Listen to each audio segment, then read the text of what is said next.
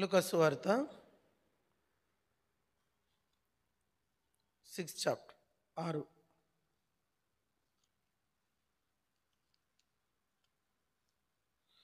6వ అధ్యాయము మనము 12వ వచనం నుండి కొన్ని వచనాలను చదువుకు. ఆ దినములందు ఆయన ప్రార్థన చేయుటకు కొండకు వెళ్ళి దేవుని ప్రార్థించుటందు రాత్రి గడిపెను.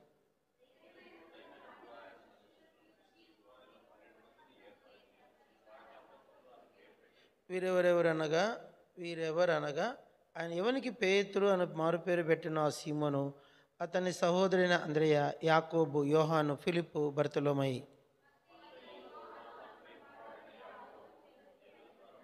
యాకోబు సహోదరైన యూదా, ద్రోహి ఇస్కరియోతు యూదా అనువారు.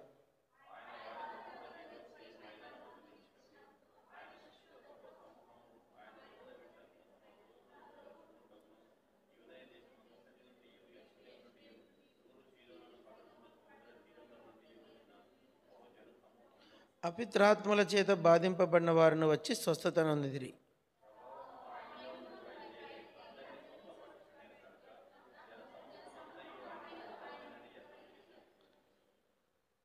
ఇది ధ్యానించినాక మళ్ళీ మిగతా భాగం చూద్దాము.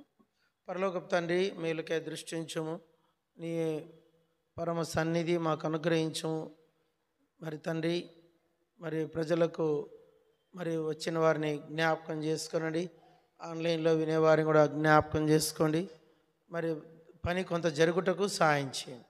యేసు ప్రభువా, మరి కరుణించము, క్షమించము, సమకూర్చము. యేసు ప్రభు పేట బతిమాలుకుంటున్నాము తండ్రి.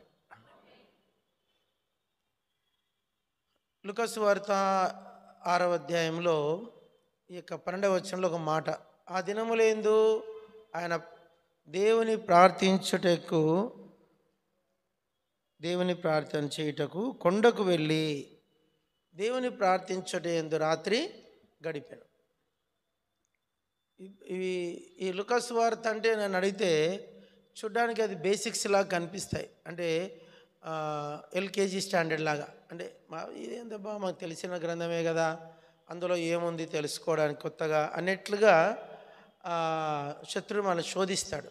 మనకేదో దానిల గ్రంథము, ప్రణ గ్రంథము అంటే ఇంట్రెస్ట్ అన్నట్లు అనిపిస్తుంది. కానీ అక్కడ చాలా చోట్ల నేను విన్నాను, దానిల గ్రంథం మీద, ప్రణ గ్రంథం మీద చెప్పే వాళ్ళని చూశాను. బైబిల్ స్టడీకి ఎంతమంది వస్తారని చూస్తే ఆ 20 మందే వస్తున్నారు.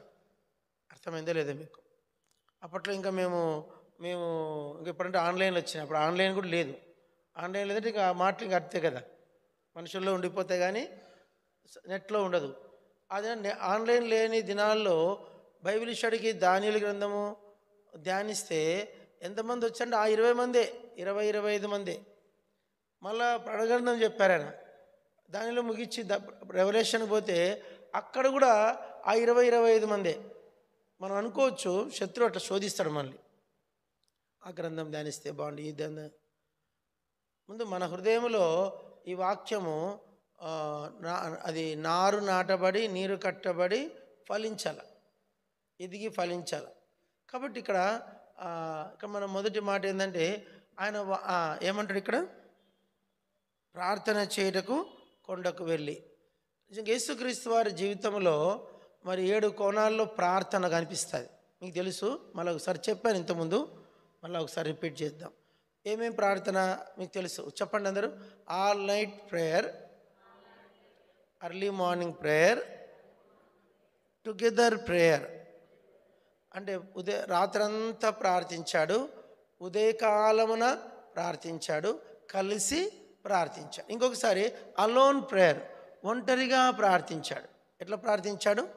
ఒంటరిగా ప్రార్థించాడు. ఇంకోసారి ఆయన ఈ 4 ఒకటి ఎత్తు, ఇంకా మిగతా ఉన్నాయి. ఆయన ప్రార్థన చాలించిన తర్వాత లూకా సువార్త 11:1 ఏముంది అక్కడ? ప్రార్థన అంటే ఎంతసేపు చేస్తుంటాడు ప్రార్థన? ఎంతసేపు ప్రార్థన? 6:10. ఇక్కడేమో లూకా సువార్త 6:12. రెండో మాట లూకా సువార్త 9:18. ఇంకొక మాట లూకా సువార్త 9:26. ఇంకొక మాట లూకా సువార్త 11:1. ఈ 4 మాటలు ఒక ఎత్తు. మార్క్ 1:35 ఉదయకాల ప్రార్థన 5 విషయాలైనాయి. అర్థమైందా మీకు? మార్కు 1:35 ఏం ప్రార్థన? ఉదయకాల ప్రార్థన. లూకా 6:12 ఏం ప్రార్థన? రాత్రంతా ప్రార్థన. లూకా 9:18 ఏం ప్రార్థన? ఒంటరిగా సాయంకాలం మందు. ఒకప్పుడు ఆయన సాయంకాలం మందు ఒంటరిగా ప్రార్థన చేయిచుండగా సాయంకాలం మందు ఒంటరిగా ప్రార్థిస్తున్నాడు. తర్వాత లూకా సువార్త 9:26లో ఆయన పేతురు, యోహాను, యాకోబులను తీసుకొని ఒంటరిగా పర్వతం మీదకి ఎక్కి అక్కడ రూపాంతరము పొందెను. ఇదేం ప్రార్థన? కలిసి చేసే ప్రార్థన. కలిసి చేసే ప్రార్థన.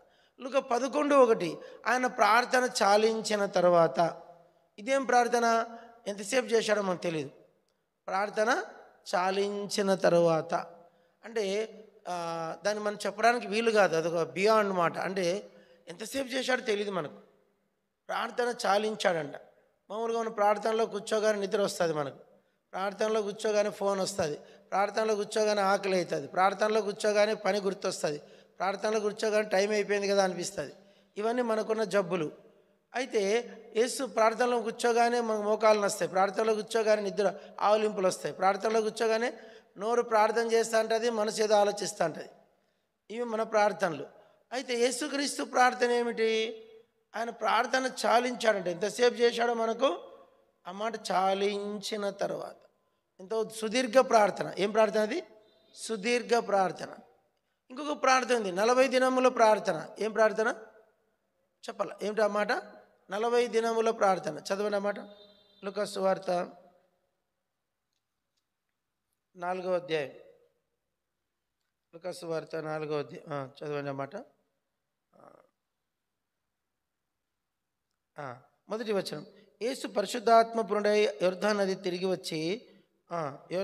నుండి తిరిగి వచ్చి 40 దినములు ఆత్మచేత అరణ్యములో నడిపించబడి. కాబట్టి 40 దినాలు ఆయన కింద డీటెయిల్గా రాస్తాడు.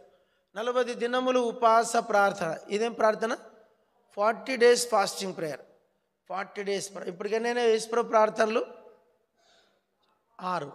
లూకా సువార్త 4:1తో కలిపితే 6 ప్రార్థన. నోటికి చెప్తా చూడండి, గమనించండి.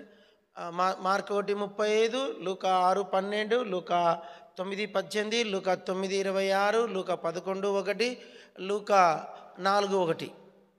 ఇప్పుడు ఈ 6 ప్రార్థనలు యేసుక్రీస్తు వారు చేసిన 6 కోణములలో ప్రార్థన. ఇవన్నీ కూడా ఎక్కడున్నాయి? లూకాలోనే ఉన్నాయి. ఒకటి మాత్రం మార్కులో ఉంది. తర్వాత లూకా సువార్త 22:44 చదవండి. 22:44 ఇదేం ప్రార్థన?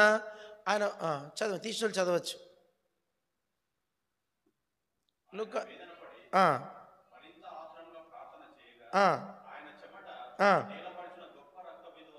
చూడండి, ఆయన చెమట ఆయన ప్రార్థన చేయుచుండగా ఆయన ఏమంటమ్మా? ఆయన ప్రార్థన చెమట పట్టే ప్రార్థన, స్వెట్టింగ్ ప్రేయర్. ఏం ప్రేయర్ చెప్పండి? Sweating prayer. వేదనను ఇంగ్లీష్లో ఏమంటారు? అగోని అంటే దుఃఖంతో చేసే ప్రార్థన. ఇంగ్లీష్లో అగోని అంటారు. అగోని అంటే వేదన, చాలా దుఃఖ. కాబట్టి ఇక్కడ స్వెట్టింగ్ అంటే స్వెట్టింగ్ అన్నీ ఉన్నాయి. ఇక్కడ వేదన ఉంది, చెమట ఉంది, రక్తముతో తడిసిపోయింది ఆయన దేహం. ఆయన దేహం ఏమైందండి? రక్తముతో తడిసి నేల పడుతోంది రక్తం. ఆయన రక్తము నేలను పడుచుండెను. కాబట్టి ఇది ఏదో కల్పించి రాసిన మాట కాదు, ఇది వాస్తవం. ఆయన దీనికి ఏం ప్రార్థన? ఇది వేదనతో చేసిన ప్రార్థన. వేదన ప్రార్థన. మామూలు చెమట్లు ఎప్పుడెప్పుడు పడతాయి? చాలాసేపు పని చేస్తే చెమట్లు, నడిస్తే చెమట్లు, ఇంకా ఏదైనా యుద్ధం చేస్తే చెమట్లు పడతాయి. ఇదేం ప్రార్థన? ప్రార్థనలో చెమట్లు పడడం. నాకు తెలియక అడుగుతా, ఎంతమందికి ఎప్పుడన్నా ప్రార్థనలో చెమట పట్టిన వాళ్ళు చెయ్యొద్దండి. ప్రార్థనలో చెమట పట్టిన వాళ్ళు, చాలా పెద్ద మాట ఇది. ప్రార్థనలో చెమటలు పట్టిన వాళ్ళు ఎవరైనా ఉన్నారా? అంటే అంత తీవ్రతతో చేసిన ప్రార్థన, మంటతో చేసిన ప్రార్థన.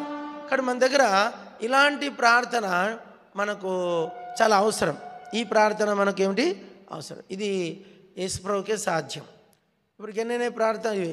చివరి ప్రార్థన ఇదేం ప్రార్థన? చదవండి. హెబ్రీ పత్రిక 5:17 5:7 చదవండి. 5:7 ఆయన శరీరధారి అయిన దినములలో తీసిన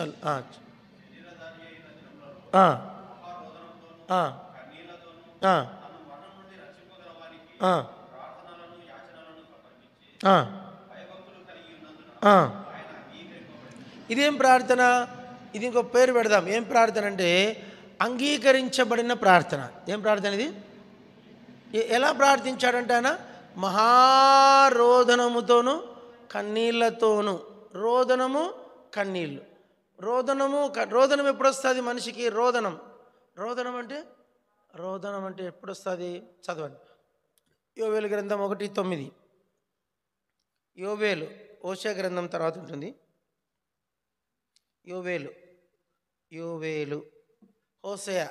హోషేయ గ్రంథం తర్వాత యోవేలు 1:9. 9 కాదు, 8.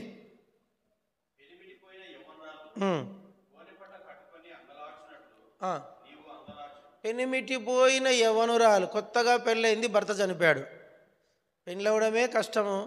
దాంట్లో ఆ పెళ్ళయింది, కొత్త కాపురము, భర్త చనిపోయాడు. ఎలా ఉంటుంది ఆ దృశ్యం అనేది అప్పుడప్పుడు మనం వింటూ ఉంటాం, అక్కడక్కడ వింటూ ఉంటాం. సైదాబాదులో పనిచేసేప్పుడు, సేవ చేసేప్పుడు అక్కడ ఒక సిస్టర్ వాళ్ళ భర్త చిన్న వయసు, అమ్మాయికి జస్ట్ 19 ఏళ్ళు ఉంటాయి అంతే. బండి మీద పోయాడు.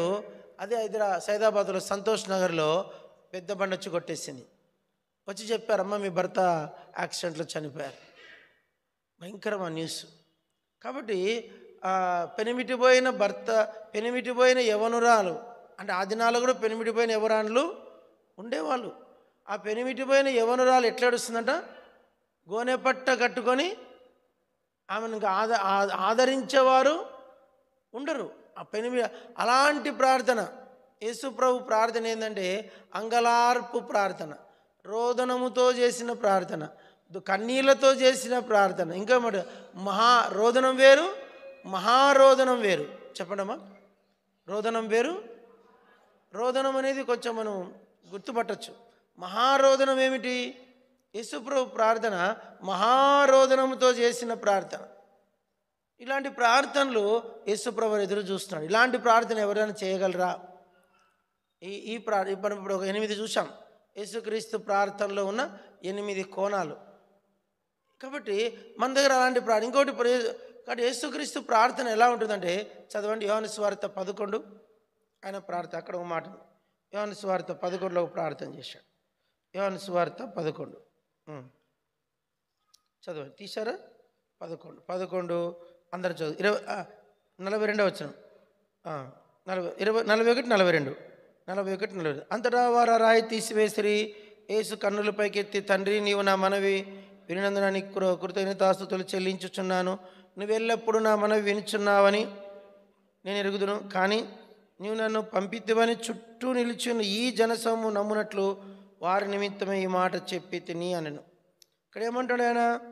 నీవు నా మనవి వినినందున నీకు కృతజ్ఞతాస్తుతులు చెల్లించుచున్నాను. అది బాగానే ఉంది. ఇక్కడ 40 ఇంకొచ్చి వేరుగుంది. నీవు ఎల్లప్పుడూ నా మనవి వినుచున్నావని నేను ఎరుగుదును. ఇదేం ప్రార్థన? అందరు చెప్పండి. నీవు ఎల్లప్పుడూ నా మనవి వినుచున్నావని నేను ఎరుగుదును. యేసుక్రీస్తుకు సంగతి తెలుసంట. నేను ఎరుగుదును. మంచి మాట వచ్చింది మళ్ళా. నేను ఎరుగుదును. అందరు చెప్పండి. నేను ఎరుగుదును. నాకు తెలుసు. ఏం తెలుసు? నాకు ఏం తెలుసు? యేసుప్రభుకి ఏం తెలుసు అంట? నీవు ఎల్లప్పుడూ నా మనవి వినుచున్నావని నేను ఎరుగుదును. మనం అప్పుడప్పుడు మనం డౌట్ పడతాం, ఈ ప్రార్థన దేవుని దగ్గర పోయిందా లేదా, పోయిందా లేదా, పోయిందా లేదా, పోయిందా లేదా, అసలు పోయిందో లేదో ఎన్నో ప్రశ్నలు ఉంటాయి మనకు. మనము సైతాన్ ఏమంటాడు? నీ ప్రార్థన ఎక్కడ పోతారు, రేకులు కూడా దాటిపోతాను సైతాన్ అంటది. ఎప్పుడో ఒక ఆయన ఉంటాడు, ఎప్పుడు అనేవాడు అందరినీ, ఎంత కష్టపడి మేము ప్రార్థన చేసి బయటకు వస్తేనే బో ప్రార్థన చేసి వచ్చారులే, మీ ప్రార్థన రేకులు కూడా దాటిపోలే అనేది అనేవాడు. పెద్ద ప్రశ్న ఇది. ఆయన ఆ మాట అందరిని అనేవాడు, ఒక్కరిని కాదు అనేది, అందరు అనేవాడు. పేరు చెప్తే బాగుండదు కానీ ప్రతి ఒక్కరు నన్ను పడితే నేను అప్పట్లో ఎబ్రోన్లో చాలా సంఘ ప్రార్థన అంటే తప్పక చేసేవాడిని. ట్రైనీ బాయ్స్లో ఆ దినాలు ఎప్పుడు ప్రార్థన చేసేదేవారంటే అబ్రామ్ అనేవాళ్ళు. ఎప్పుడు ప్రార్థన ఎబ్రోన్ రోజులు ప్రార్థన చేసేవాడిని. పొద్దున్నే పెళ్ళయింది మాకు, పొద్దున్నే పెళ్ళయింది, ఎబ్రోన్లోనే అయింది. సాయంత్రం సంఘ ప్రార్థన. నాతో పాటు పెళ్లి చేసుకుని అందరూ వెళ్ళిపోయారు, దిక్కులు కోరి వెళ్ళిపోయారు. నాకు పోబుద్ది కాలే సంఘ ప్రార్థన చూసుకొని పోదాములే అని. ఆ పెళ్లి కూతురు కూడా చెప్పిన, అప్పుడు మాకేం రూమ్ ఇలే, ఆమె చెప్పిన అమ్మాయి సంఘ ప్రార్థన ఉంది రా నువ్వు అని చెప్పి అట్లా చెప్పి నేను వచ్చి ప్రార్థనలో కూర్చున్నా. నేను కూర్చున్న పాపం కొత్త పెళ్లి కూతురు పొద్దున్న తెల్ల చీర కట్టుకొని వచ్చింది. ఇప్పుడు మళ్ళీ వచ్చి కూర్చుంది. సంఘ ప్రార్థన నేను ప్రార్థన చేస్తానా? ఒక ఆయన చూసి ఎవరు ప్రార్థన చేసింది అంటే అబ్రామా అరే అన్నట్లుగా పొద్దున పెళ్ళయింది కదా, ఎటు పోతారు కదా, ఎటు పోలేదు అయితను. కాబట్టి పొద్దున పెళ్ళయింది కదా, మళ్ళీ సాయంత్రం ప్రార్థనకు వచ్చాడని ఒకటే నవ్వుడు ఆ రోజు అయితే నన్ను గురించి. అయితే విషయం ఏంటంటే అందరూ వెళ్ళిపోయారు, మిగతా పెళ్లి కొడుకులు పోయారు, మిగతా పెళ్లి కూతుర్లు పోయారు. అంశం ఏంటంటే ఇక్కడ మన ప్రార్థన నిజంగా మనము ఎల్లప్పుడూ నీవు నా మనవి ఎల్లప్పుడూ వినుచున్నావని నేను ఎరుగుదును. నాకు తెలుసు ఆ విషయం. మనం ఒకటి గుర్తుపెట్టుకోవాలా, మనం ఎప్పుడు ప్రార్థన చేసిన యేసుప్రభువు వింటాడు. అది దానికి జవాబు ఇవ్వడం ఇవ్వకపోవడం సెకండరీ. జవాబు ఇవ్వడము ఇవ్వకపోవడం ఇది రెండవది. ఒకటైతే నేను తెలుసుకోవాలా, మనం ఎప్పుడు ప్రార్థన చేసినా ఆయన ప్రార్థన వింటాడు. ఇది దేవుడు మనతో మాట్లాడే మాట. ఎల్లప్పుడూ నువ్వు ఎప్పుడు ప్రార్థన చేసినా ఆయన చెవి యొగ్గి ఆలకిస్తాడంట తన భక్తుల ప్రార్థన. అందుకే మనం దేవుడు మన మాటలు వినేకి రెడీగా ఉన్నాడంటే మనకు అంతకు మించిన గొప్ప విషయం ఏముంది? ఇదొక్కటి మనం తెలుసుకోవాలి. అందుకే యేసుప్రభువు ఏం చేశారంటే ఆయన ఇవన్నీ ప్రార్థనలు మనం నేర్పిస్తున్నాడు. దీంట్లో ఒకటి తీసుకుందాం. ఒకటి ఏంటంటే ఆ దినముల యందు ఆయన కొండకు వెళ్ళి దేవుని ప్రార్థించుట యందు రాత్రి గడిపారు. ఒక రాత్రి ప్రార్థన, 1 నైట్ ప్రేయర్. నైట్ ప్రేయర్ నిజంగా మనం నైట్ ప్రేయర్ అంటే ఏం చేస్తాము? మనం 9:30 కంటే 9:30కి వస్తామా? ఎన్ని గంటలకి? 9:30కైనా ప్రార్థన? 9:30 10 గంటలకు ఆల్ నైట్ ప్రేయర్ అన్నాం అనుకో, కరెక్ట్ 9:30 9:30కి ఆల్ నైట్ ప్రేయర్ అన్నాం అనుకో, ఎన్ని గంటల కరెక్ట్ టైంకి వచ్చేవాళ్ళు ఎవరు? ఎంతమంది? ఒక లిస్టు. దాంట్లో వచ్చి నిద్రపోకుండా కూర్చునే వాళ్ళు ఎంతమంది? Second list. ఆఖరి దాకా ఉండే వాళ్ళు ఎంతమంది? మూడో లిస్టు. మళ్ళీ దాంట్లో మధ్యలో లేచిపోకుండా కూర్చునే వాళ్ళు ఎంతమంది? అదొక లిస్టు.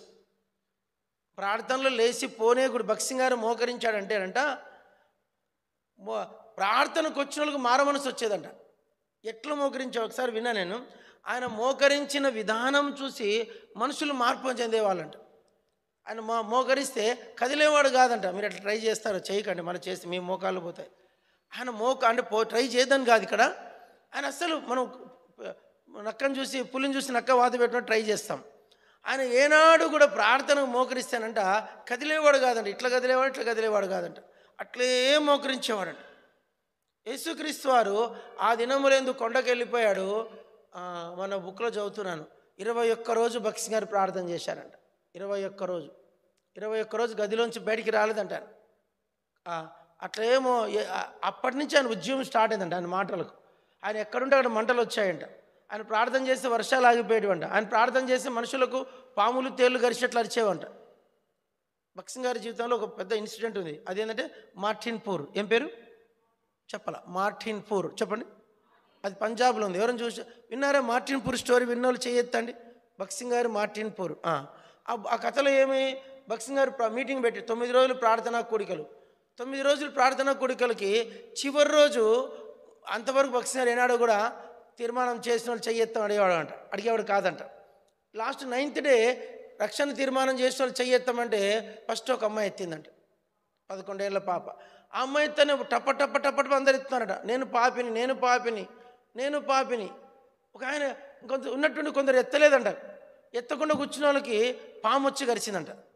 తేళ్ళు వచ్చి, అంటే పాములు కాదు, పాము వచ్చి కరిస్తే తేళ్ళు వచ్చి కరిస్తే మంటలు ఎట్లా వస్తాయో అట్లా మంటలు వచ్చి కింద పడి దొరలో మొదలు పెట్టారట. అప్పుడు అది నైట్ మీటింగ్. చుట్టుపక్కల పల్లెల్లో పనులు చేసుకునే వాళ్ళు, నీళ్ళు కట్టే వాళ్ళు ఉన్నారట. వాళ్ళు చూస్తున్నారట, ఆకాశం నుంచి అగ్ని కురుస్తుందంట. అగ్ని, అమ్మో ఏంది అగ్ని కురుస్తుంది, సచి ఊరు కాలిపోతుంది అనుకుని పరిగెత్తుకొని చుట్టుపక్కల అందరూ వచ్చారంట మీటింగ్కి. టెంట్ ఉంది, టెంట్ ఏం కాలిపోలే, టెంట్ అట్లే ఉంది. దూరం చూసే వాళ్ళకి అగ్ని కురిసేది కనిపించిందంట. అగ్ని కురుస్తూ ఉంది, అమ్మో అగ్ని కురుస్తుంది. చూస్తే లోపల వచ్చి చూస్తే కింద పడి మనుషులు దొర్లుతుందంట పాపాలు ఒప్పుకుంటూ. నేను పాపిని, మై పాపి హూ ఏ ఖుదా ముझे మాఫ్ కరో, ఈసా మసీహ్ ముझे మాఫ్ కరో అని చెప్పి ఏడుస్తున్నారట.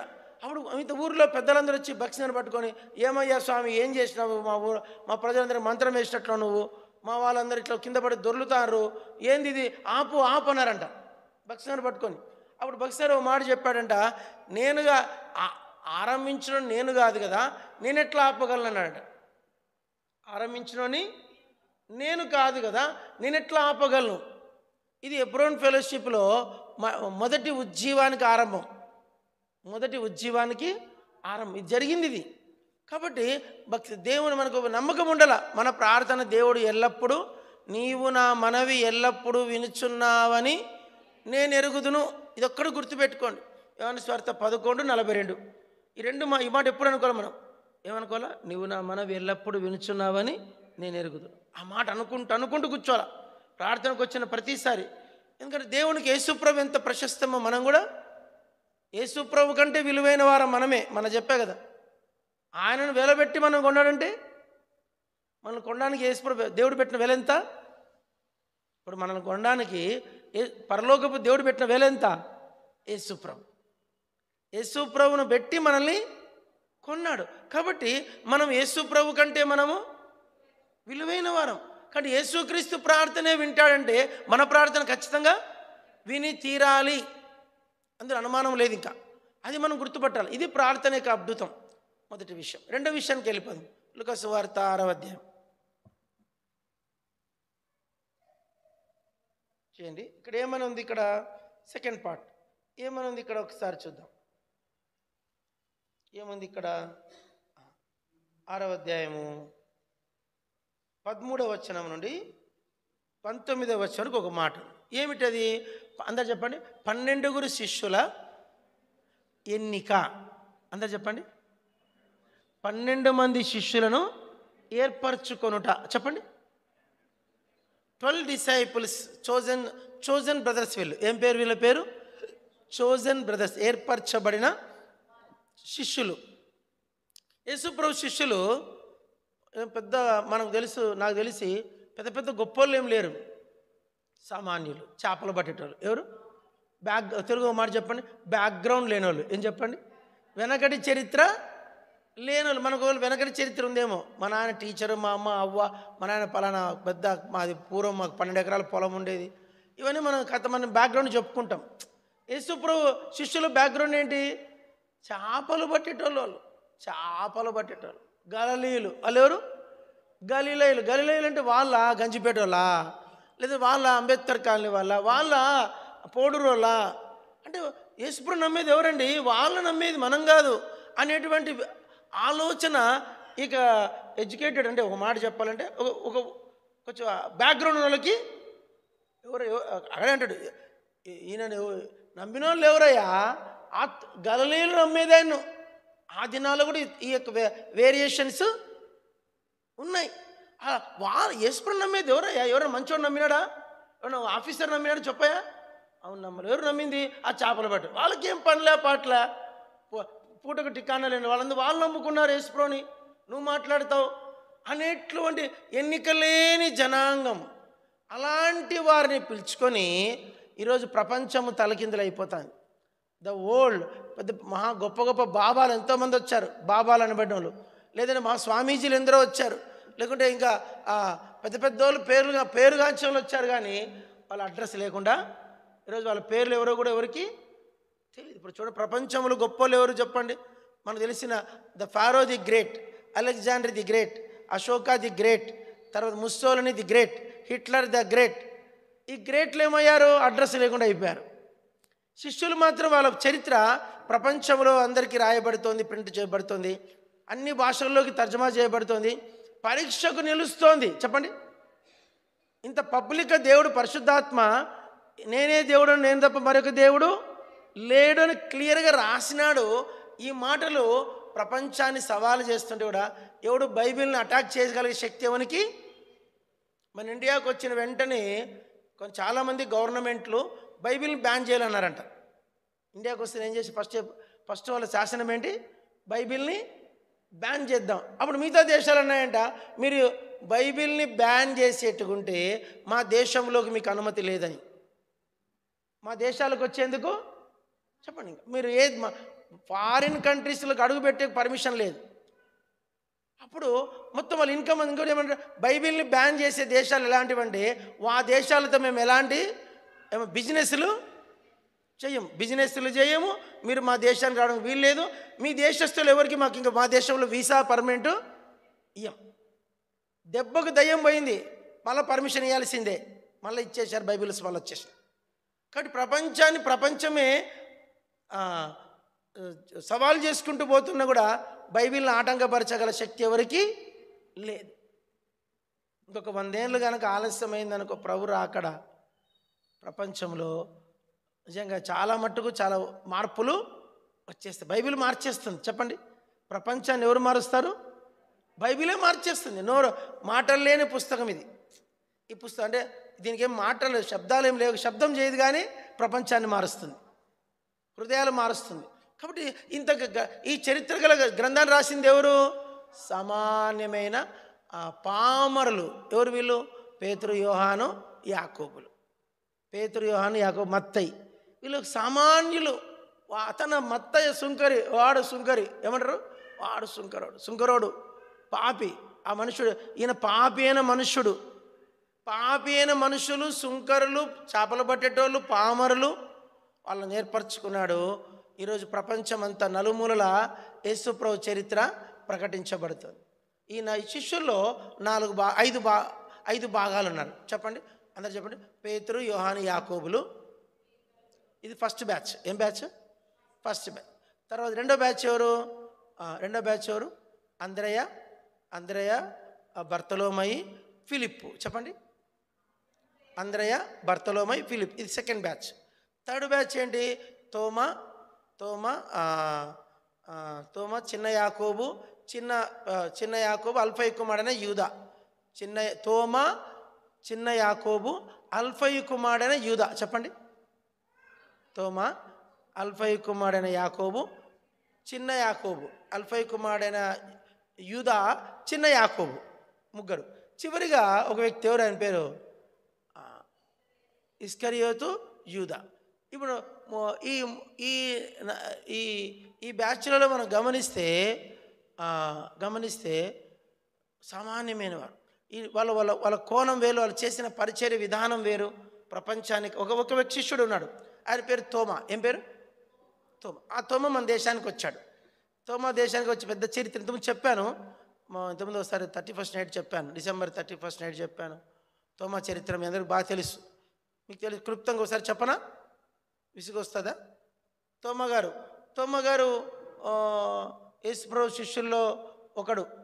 ఆయన పేరే డౌటింగ్ తోమా. ఏం పేరు? డౌటింగ్ తోమా.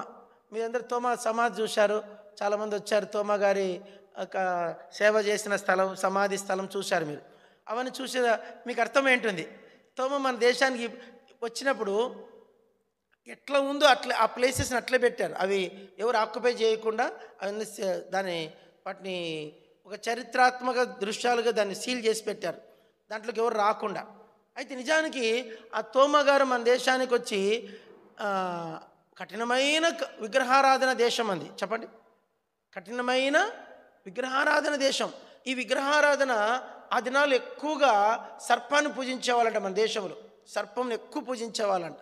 ఆ సర్పదేవతను పూజించే కాలంలో తోమా మన దేశానికి వచ్చి, అంత డీటెయిల్ చెప్పలేను నేను, సమయం లేదు, 27,000 మందికి బ్యాప్టిజం ఇచ్చాడంట. 27,000 మందికి 4 రాష్ట్రాల్లో సేవ చేశాడు. ఎక్కడెక్కడ? కేరళ, తమిళనాడు, నెల్లూరు, కొంత పంజాబ్ కూడా సేవ చేశాడంట. ఈ 4 స్టేట్లలో ఆ భక్తుడు పరిచర్య చేశాడు. కాబట్టి నేను అనుకుంటాను, ఈ తోమా మన దేశానికి వచ్చి సేవ చేస్తాడనే సంగతి ఎవరికి తెలుసు? యేసుప్రభు తెలుసు. కాబట్టి ఈ 12 మంది శిష్యుల కోసము యేసుప్రభు రాత్రి ప్రార్థన చేశాడు. ప్రభు బహుశా వరుస పెట్టి, ఇప్పుడు మనం ప్రార్థన చేస్తాం, యేసురాజన్న, సాంబన్న, కే రాజన్న, అట్లా. ప్రభు ఫస్ట్ పేతురు కోసం ప్రార్థన చేసింటాడు, తర్వాత యోహాను కోసం, యాకోబు, అట్లా వరుస 7వ వాడు తోమా కోసం ఏమైనా ప్రార్థన చేసింటాడు. ప్రభు తండ్రి, తోమా భారతదేశానికి వెళ్తాడు, ఇండియాకి వెళ్తాడు. ఇండియాలో తోమా ఆ భయంకరమైన సర్పదేవతను పూజించే దేశం. ఆ దేశం నుంచి ప్రజలు ప్రభు వైపు, నీ రక్షణ వైపు, పరలోకం వైపు తిరిగేట్లుగా, నిజదేవుని దర్శించేట్లుగా నువ్వు తోమాను బలపరిచి వాడుకో. ఏమని ప్రార్థన చేశాడో ఆ రాత్రి యేసుప్రభు తోమా గురించి. ఆ ప్రార్థన ప్రభావమే తోమా మన దేశంకి వచ్చి అంత గొప్ప ప్రార్థించిన వాడు ఎవరు? సాక్షాత్తు యేసుప్రభు. మీరు అనుకోవచ్చు, ఈరోజు మనం ప్రార్థన చెయ్యొచ్చు ఒక వ్యక్తి కోసం, వెంటనే రిజల్ట్ రాకపోవచ్చు. ఆ మనుషుని కోసం దేవుడు ఎప్పుడు దర్శించాలో, ఎప్పుడు ఆ మనిషిని ఆకర్షించుకోవాలో తప్పకుండా ఆయన ఏ పని చేయాలో ఆ వ్యక్తి ద్వారా ఆ పని ఆ కాలంలో చేసి తీరుతాడు. ఇది విషయం. మనం నెక్స్ట్కి వెళ్ళిపోదాం. ఇప్పుడు 12 శిష్యుల యొక్క చరిత్ర క్లుప్తంగా చెప్పాను. ఇప్పుడు మనము 20 వచనం చదువుకుందాం. 20 నుంచి వెయిట్ 20 నుంచి 26 వరకు చదువుకుందాం. మార్చి బీద అంతటా ఆయన తన శిష్యుల తట్టు పారజూచి ఇట్లను, బీదిలైన మీరు ధనులు దేవుని రాజ్యం మీది.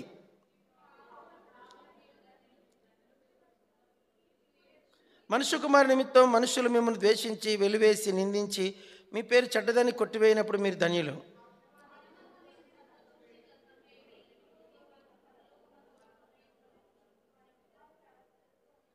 అయ్యో ధనవంతులారా, మీరు కోరిన ఆదరణ మీరు పొంది ఉన్నారు.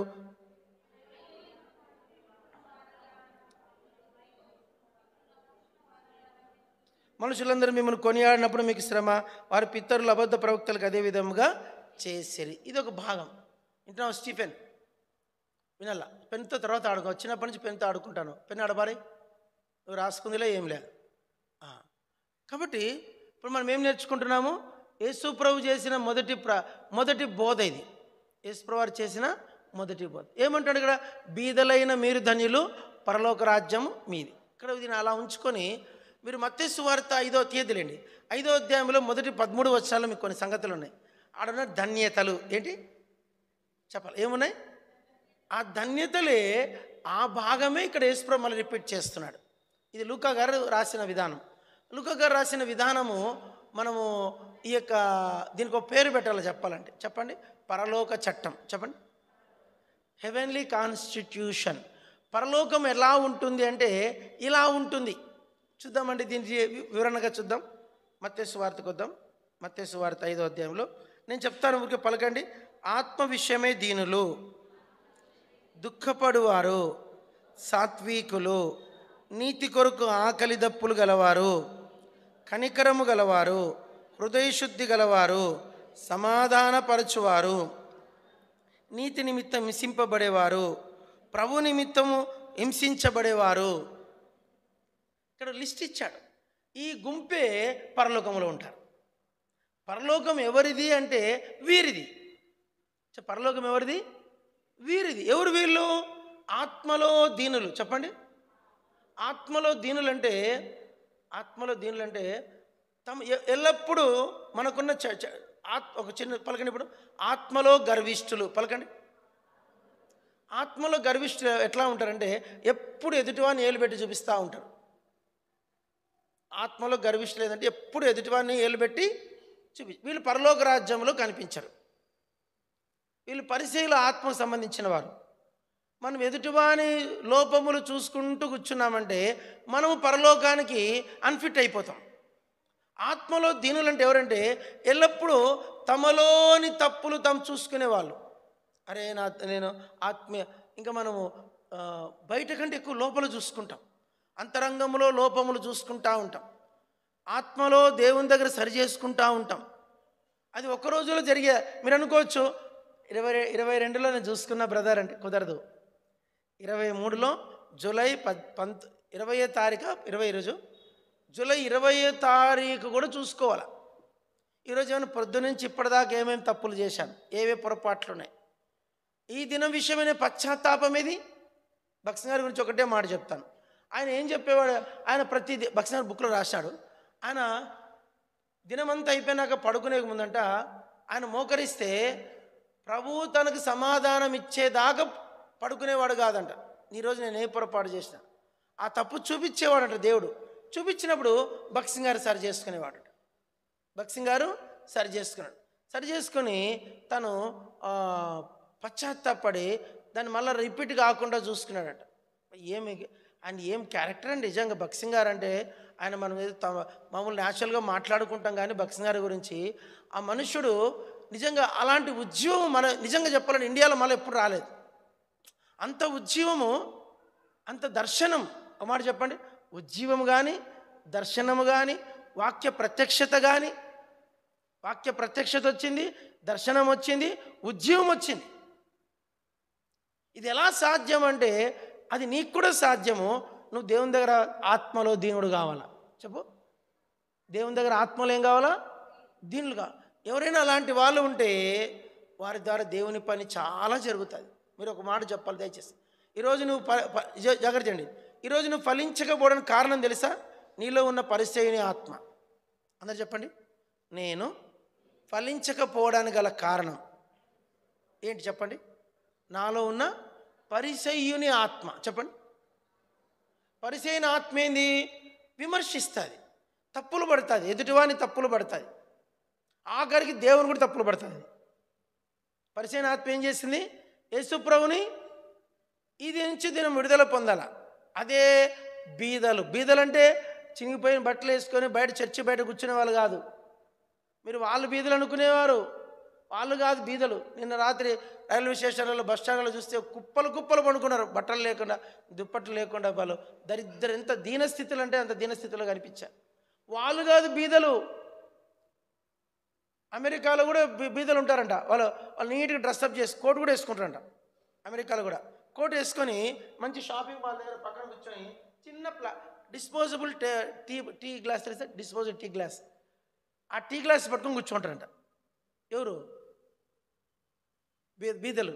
చూడడానికి అంత బాగుంటారు, చాలా బాగుంటారు వాళ్ళు, మనకన్నా బాగుంటారు వాళ్ళు కూర్చొని షాప్ పక్కన కూర్చొని చిన్న టీ గ్లాస్ పెట్టుకొని కూర్చోంటారంట. ఇట్లా అనుకుంటా ఉంటారంట. ఎవరైనా చూసి వాళ్ళు అనద్దు, బెగ్గర్స్ అనద్దు వాళ్ళని, వాళ్ళు పేదవాళ్ళని చెప్పేసి $1 వేసిపోతారంట. ఇంకా ఆ రోజుకి అయిపోతుందండి. ఇంకా ఆ రోజు వాళ్ళకి సరే సాయంత్రం అయితే మంచిగా డ్రగ్ వేసుకుంటారంట, మంచిగా ఆల్కహాల్ తీసుకొని తాగి పండుకొని. అలాంటి వాళ్ళు కొన్ని షెల్టర్స్ ఉన్నాయంట అమెరికా దేశాల్లో. వాళ్ళకు చలికి బయట పట్టుకోలేరు కనుక వాళ్ళకి షెల్టర్స్ ఉంటాయి. షెల్టర్లో పండుకొని మళ్ళీ పొద్దున్న లేస్తారని చేస్తారట, అక్కడ వాష్రూమ్స్ ఉంటాయంట. స్నానాలు చేసుకొని మళ్ళీ మొంగడుకొని మళ్ళీ చిన్న గ్లాస్ పట్టుకొని ఆడొచ్చి కూర్చుంటాడు. కూర్చొని ఇట్లా అంటానే రెగ్యులర్గా చాలా రిచెస్ట్ పర్సన్ అది చూసి వాళ్ళు ఇటు సాల్వ్ చెప్పి $2 వేసేసి వెళ్ళిపోతారు. ఇంకా ఆ రోజు సరిపోతుంది. అట్లా రోజుకి డబ్బులతో ఎక్కువ బెగ్ చేయరంట, మనలాగా దాచిపెట్టుకోరంట వాళ్ళు. ఈ రోజు ఆ బెగ్ చేసుకుంటారు, వాళ్ళు పరలోకం పోతారు అనుకునేరు. మీరు బీదలైన మీరు ధనియులు పరలోక రాజ్యం మీదంటే పేదోళ్ళు పరలోకం పోతారు అనుకోకండి. వాళ్ళు కాదు పరలోకం పోయేది, ఆత్మలో. రెండోది, దుఃఖపడేవారు ధన్యులు పరలోక రాజ్యం. వీరు దుఃఖపడే వాళ్ళు పరలోకం పోతారంటే ఈ దుఃఖపడే వాళ్ళు కాదు. ఒకసారి భక్సినారు వాళ్ళు చెప్పాడు. ఏం చెప్పాడంటే భర్త పట్టు చీర కొని లేదని అక్క ఒకటే ఏడుస్తుందంట. అలాంటి వాళ్ళు కాదు పరలోకం పోయేది. లేకుంటే అది లేదు ఇది లేదని ఏడ్చేవాళ్ళు చాలామంది ఉన్నారంట. వాళ్ళు కాదు పరలోకం పోయేది. నా బిడ్డకు నా కొడుకు ఇది చేయి అది చేయని ఏడుస్తారంట. వాళ్ళు కాదు పరలోకం పోయేది. ఒకసారి వచ్చేసరికి ఓ సిస్టర్ భలే ఏడుస్తుంది, నిజంగా గొగ్గలు పెట్టి ఏడుస్తుంది. మంచిది అనుకో, నిజంగా నేను ప్రార్థన వింటా. ఏం ప్రార్థన చేస్తుంది? అంత తన గురించి, తన కుటుంబం గురించి, తన పిల్లల గురించి ప్రార్థన చేస్తాను. అది కాదు దేని కొరకు ఏడవాలి మనం. నిజంగా మీ కొరకు మీ పిల్లల కొరకు ఏడవమన్నాడు, మంచిదే. కానీ దానికి మించింది ఏదైనా ఉంది. ప్రభు కోసము, నశించే ఆత్మల కోసము, గద్వాళ్ళు నశించిపోతున్న ప్రజల కోసము ఏడ్చేవాళ్ళు కావాలని అనేది ఈ యొక్క విషయాన్ని గురించి ఆయన మనకు వివరిస్తున్నాడు. మన లూకాసు వార్త 6కి వద్దాం. 6లో చాలా మంచి విషయాలు ఉన్నాయి ఇక్కడ. నెక్స్ట్ 27 నుంచి ఏం రాస్తాడు? 27 నుంచి ఒక్క మాట 34 వరకు చదువుకుందాం. 27 నుంచి 34 వరకు. వినుచున్న మీతో చెప్పున్నది ఏమనగా, మీ శత్రులను ప్రేమించుడి, మిమ్మల్ని ద్వేషించు వారి కొరకు మేలు చేయడి, మిమ్మల్ని శపించు వారిని దీవించుడి, మిమ్మల్ని బాధించు వారి కొరకు ప్రార్థన చేయడి, నిన్ను ఒక చెంప మీద కొట్టువాని వైపు నాకు 2వ చెంప కూడా తిప్పుడి, నీ పైబట్ట ఎత్తుకొని పోవాలని నీ అంగీరి కూడా ఎత్తుకొని పోకుండా అడ్డగింపకము, నిన్ను అడుగు ప్రతివానికి నీ ఇమ్ము, నీ సొత్తు ఎత్తుకొని పోవాని మరలా అడగవద్దు. మనుషులు మీకేమి ఎలాగూ చేయవాలని మీరు కోరుదురో మీరును అలాగ వారికి చేయడి. మిమ్మల్ని ప్రేమించు వారిని మీరు ప్రేమించడంలో మీకేం మెప్పుగలను, పాపులను తమను ప్రేమించు వారిని ప్రేమింతురు కదా. ఇక్కడ లిస్ట్ ఉంది. ఈ లిస్ట్ మనం జాగ్రత్తగా చదివితే మనం తెలుసుకోవాల్సింది ఏంటంటే ఎనిమీస్. అందరు చెప్పండి. ఈ భాగంలో ఉన్న ప్రత్యేకత ఏంటి? చూడండి, నా దిక్కు చూడండి, మళ్ళీ రాసుకుందరులేండి. చెప్పండి, ఇక్కడ ఈ భాగం ఏమిటి? ఎనిమీస్. మనిషి అన్నాక శత్రువులు ఉంటారు. చెప్పండి, మనిషి అన్నాక ఏం శాంతిరాజు, నీకు శత్రువులు లేరా? ఖచ్చితంగా ఉంటారు. నీకు లేరన్నావంటే అది అబద్ధమే. ప్రతి ఒక్క మనిషికి ఎవరుంటారంట? పలకండి. మిమ్మల్ని నిందించి, హింసించి, మీ మీద అబద్ధముగా చెడ్డమాటల పలికి, మిమ్మల్ని వెలివేసి, మిమ్మల్ని కొట్టువారు, ఇలా రకరకాల చెంపగొట్టేవాడు ఉన్నాడు కదా, కొట్టేవాడు ఉన్నాడు అక్కడండి, కొట్టేవాడున్నాడు, అందరూ ఒకసారి పలకండి, కొట్టేవాడున్నాడు, నిందించేవాడున్నాడు, ద్వేషించేవాడున్నాడు, నీ మీద అబద్ధంగా చెడ్డ మాటలు పలికేవాడున్నాడు, ఇంకా నిన్ను వెలివేసేవాడు, మిమ్మల్ని వెలివేసి ఉంది అన్నమాట ఇక్కడ, మిమ్మల్ని వెలివేసేవాళ్ళు కూడా ఉంటారు.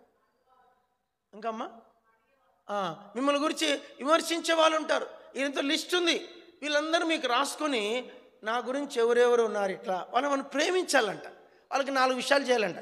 ద్వేషించే వాళ్ళు ఉంటారంట, ఏం చేయాలంట, వాళ్ళకి ప్రార్థన చేయాలా, వాళ్ళు ప్రేమించాలా, వారికి అప్పు ఇయ్యాలా, వారికి క్షమించాలా, వాళ్ళని చేర్చుకోవాలా, వాళ్ళ కొరకు ప్రార్థన చేయాలి.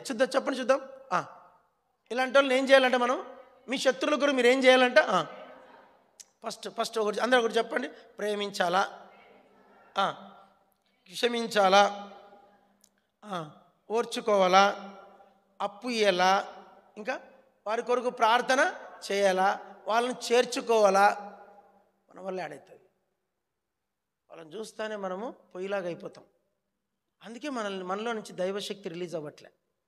మనము ఎవరినైనా మనకు కీడు చేసిన వాడిని కూడా మనం ప్రేమించగలిగి, వానికి ఆతిథ్యం ఇవ్వగలిగి, వాని మేలు కొరకు మనం ప్రయాసపడి, వాని కష్టములో మనం వెళ్ళి వారిని ఆదరించగలిగితే దట్ ఈస్ క్రిస్టియానిటీ, అది క్రైస్తత్వం. అట్లా ఎవరైనా ఉంటే వారిలో నుండి వినండి, యేసు ప్రభులో నుండి ఎట్లా ప్రభావం బయటికి వచ్చి మనుషులను బాగు చేసిందో మీలో నుంచి కూడా ప్రభావం బయటకు వస్తుంది. జాగ్రత్త, వట్టి వాక్యం చెప్తే కాదు. ఇక్కడ చదవండి అన్నమాట, లూకాసు వార్త 6 చదవండి, అందరు చదవాలి, చాలా బాగుంటుంది వాక్యం. ప్లీజ్ 19 వచనం, లూకా 6:19. ప్రభావము ఆయనలో నుండి బయలుదేరి అందరినీ స్వస్థపరచుచూ ఉండెను. ఇది ఇలా ఉంచుకొని ఇంకో మాట చదవండి లూకాసు వార్తలోనే, చూడండి అన్నమాట. లూకాసు వార్త 5వ అధ్యాయము 17వ వచనం చివరి భాగం, 5వ అధ్యాయం 17 వెనక పేజ్ 5:17 చివరి భాగం. ఆయన స్వస్థపరచునట్లు ప్రభు శక్తి ఆయనకున్న. ప్రభు శక్తి అందరు చెప్పండి. స్వస్థపరిచేట్లుగా ఆయన దగ్గర ఏముందంట, ఇక్కడ ఏమన్నాడు, ప్రభావము. ఇక్కడ అంటాను, జాగ్రత్త అండి, జాగ్రత్త ప్లీజ్. మీరు మళ్ళీ రాసుకుంది, మళ్ళీ చదువుకుందరు బుక్కులు, మళ్ళీ బైబిల్ ఇంట్లో ఎప్పుడు చదువుకోండి. చర్చిలో బైబిల్ స్టడీలోనే బైబిల్ చదువుతారు కొందరు ఉంటారు రెగ్యులర్గా. బైబిల్ స్టడీ స్టార్ట్ చేస్తే బైబిల్ చదువుకోవడం మొదలు పెడతారు. ఇక్కడ ఆరాధన మర్తం స్టార్ట్ అయితే బైబిల్ చదువుకోవడం మొదలు పెడతారు. ఇది కూడా పరిచయాలు, వీళ్ళంతా పరిచయాలు బ్యాచే. ఏం బ్యాచ్ ఇదంతా మాకు తెలిసి సంఘంలో ఉంటారు ఇట్లాంటి వాళ్ళు. వీళ్ళు పరిచయాలు బ్యాచ్ అన్న, ఇంట్లో బైబిల్ చదవరు. ఇప్పుడు ఈ బ్యాచ్ ఇప్పుడు ఏం చెప్తున్నాను పలకండి. మీలో నుండి జాగ్రత్త అండి, మీలో నుండి ప్రభావము బయటికి రావాలంటే, మీలో నుండి ప్రభు శక్తి బయటికి రావాలంటే మీ దగ్గర ఒక క్యారెక్టర్ ఉండాలి. ఏంటి ఆ క్యారెక్టర్ అంటే, మిమ్మల్ని ద్వేషించేవారు, మిమ్మల్ని నిందించేవారు, మీ మీద అబద్ధముగా చెడ్డ మాటలు పలికేవారు, మిమ్మల్ని కొట్టేవాళ్ళు, ఏమన్నా అలాంటి వాళ్ళని నువ్వు ప్రేమించు. వాళ్ళకి గాయమైంది, యాక్సిడెంట్ కింద పడి కాలు దెబ్బ తగిలింది, అర్జెంటుగా బండి వేసుకొని పోయి ఒక 200 రూపాయలు యాపిల్స్ తీసుకెళ్ళి వారి ఇంటికి వెళ్ళివు. నీలో నుండి ప్రభావం బయలు వెళ్తుంది.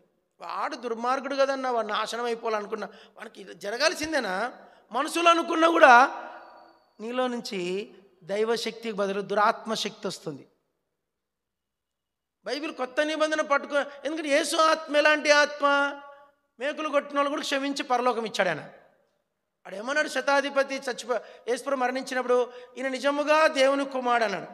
అంటే మనకి ఏం పొందినట్టు వాడు, అతడును అతని చుట్టూ ఉన్న వారందరూ ఉందన్నమాట. అతని చుట్టూ ఉన్న వారందరూ ఏమారంట, ఈయన నిజముగా అంటే యేసుప్రభు వాళ్ళకి ఏమిచ్చాడు, రక్షణ. ఆయన రక్షణ ఇచ్చాడు వాళ్ళకి. అంటే అర్థమైంది, యేసుక్రీస్తు విశ్వసించడము గొప్పతనం కాదు, యేసుక్రీస్తును కలిగి ఉండడం గొప్పతనం. విశ్వసించేది ఎవరన్నా దయాలను విశ్వసిస్తాయి, విశ్వసించడం కాదు. ఆయన శక్తి నీలో ఉన్నదని రుజువు ఏంటంటే నిన్ను నిందించేవారు, నిన్ను హింసించేవారు చాలామంది సిస్టర్స్ నేను గమనిస్తాను. నీకేమైనా పడని సిస్టర్ కనపడి ప్రైజ్లాడి సిస్టర్ అనుకోపోతా, కొందరు ప్రైజ్లాడి చెప్పరు. నాకు తెలిసి ఇదే మందిరంలో బల్ల పంచుతారు, కానీ బల్ల పంచేవాళ్ళు మరి ముఖ్యంగా చెప్తున్నాను. ఇచ్చేవాళ్ళు నేను కనుక నా లెక్క వేరు. మీరు బల్ల పంచేవాళ్ళు మీ దగ్గర గనక క్రీస్తును కలిగి ఉండకపోతే, మీ శత్రువును నువ్వు ప్రేమించకపోతే, నువ్వెన్ని ఏండ్లు బలం వంచినా దాని ద్వారా నీకు పరలోకంలో దమ్మిడి కూడా లాభం ఉండదు. నీ సెల్ఫ్ సాటిస్ఫాక్షన్ అంతే. నీ శత్రువును ప్రేమించాలా, శత్రువు కొరకు ప్రార్థన చేయాలా, శత్రువును చేర్చుకోవాలా, శత్రువును వారికి అవసరమైతే అప్పు ఇవ్వాలా, అతని ముఖం తిప్పుకోకూడదు.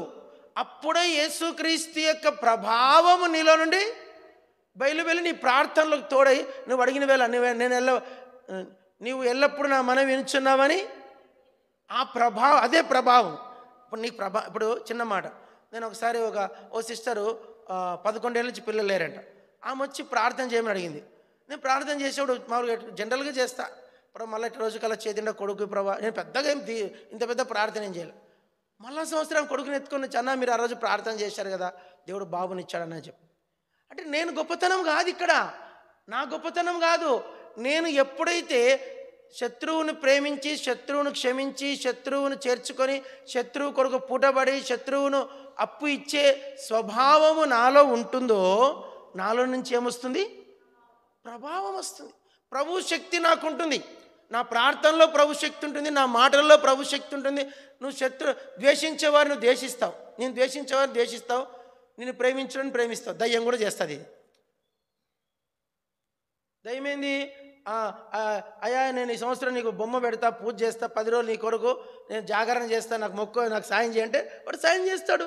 ఒక ఆయన చెప్పాడు, దయ్యములకు కూడా కొన్ని శక్తులు ఉన్నాయి, దయ్యాలకు కూడా శక్తులు ఉన్నాయి. ఆ శక్తి వస్తుంది. దైవశక్తికి బదులుగా ఏమొస్తుంది? దయ్యం శక్తి. ఇప్పుడు చూడు, చాలామంది లేడీస్కి ఉన్న చెడ్డ బలహీనత ఏంటంటే భర్త వైపు బంధువులను ప్రేమించరు. భర్త వైపు వారంటే వాళ్ళకి గిట్టదు. వాళ్ళు మన ఇంటికి తొక్కొని వస్తే కూడా ముఖం చాటేస్తారు, ముఖం ఇట్లా తిప్పుతారు. వచ్చింది ఇది ఎందుకు వచ్చింది? అప్పుడు ఏమైందంటే నీలో నుంచి దురాత్మ యొక్క ప్రభావం వస్తుంది. దురాత్మ యొక్క శక్తి నీలోకి వస్తుంది. నువ్వు అనుకోవచ్చు, నీ ప్రార్థన ఇంత పెద్ద ప్రార్థన చేస్తావు, చాంతాడంతా ఎర్రవల్లి దాకా నా ప్రార్థన పోతుందని. ఈడ ప్రార్థన చేస్తే ఎర్రవల్లి వినపడుతుంది నీ ప్రార్థన, కానీ పరలోకం పోదు. నువ్వు శత్రువును ప్రేమించే ఆ బేసిక్ నేర్చుకునేదాకా ప్రభు కార్యాలు నువ్వు చూడలేవు. ప్రభు శక్తి. కొందరు ఏంటంటే బంచోళ్ళను కూడా ద్వేషిస్తారు, ఆత్మీయులను కూడా ద్వేషిస్తారు. చాలామందికి తెలియదు ఆత్మీయులు ఎవరో, శరీర సంబంధులు ఎవరో. ఆత్మీయుల్ని ద్వేషించడం అంటే యేసుక్రీస్తుని ద్వేషించడమే, పరలోకాన్ని ద్వేషించడమే, తండ్రి అయిన దేవుని ద్వేషించడమే. ఆత్మీయుల జోలికి మనము పోకూడదు. కొన్నిసార్లు బైబిల్ అదే ఉంది, నీతిమంతుని ద్వేషించువారు అపరాధులుగా ఎంచబడదు. నీతిమంతుని ఒక చిన్న మాట, యేసురాజన్న ఆత్మీయుడు అనుకోండి, ఆయన మనం ద్వేషించామనుకోండి, మీకు పాపంగా ఎంచబడుతుంది. ఆయన నీతి నీకేం తెలుసు? నువ్వు వెలి చూపును బట్టి నువ్వు తీర్పు తీరుస్తావు, ఆత్మను బట్టి దేవుడు తీర్పు తీరుస్తాడు. మనమేం చేస్తాము? పరిచయన ఆత్మ మంది, వాడు తప్పు, వీడి తప్పు, ఆఖరి నువ్వు తప్పుడైపోయి నరకానికి వెళ్ళిపోతావు. నేను నరకానికి పోగానే వెళ్ళబడి చీకట్లో పడిపోతావు. ఎక్కడ పోతావు? నరకం పోము. కర్మేలకు వచ్చే వాళ్ళు నరకానికి పోరు. ఎక్కడికి పోతారు? ఆత్మీయంగా లేకపోతే ఎక్కడికి పోతావు? వెలపట అక్కడ ఏడుపును, పండ్లు కొరుకుటయు, కాళ్ళు చేతులు కట్టివేయబడుట, దిగంబరత్వము, ఒంటరితనం, ఆడవే పడిపోతావు.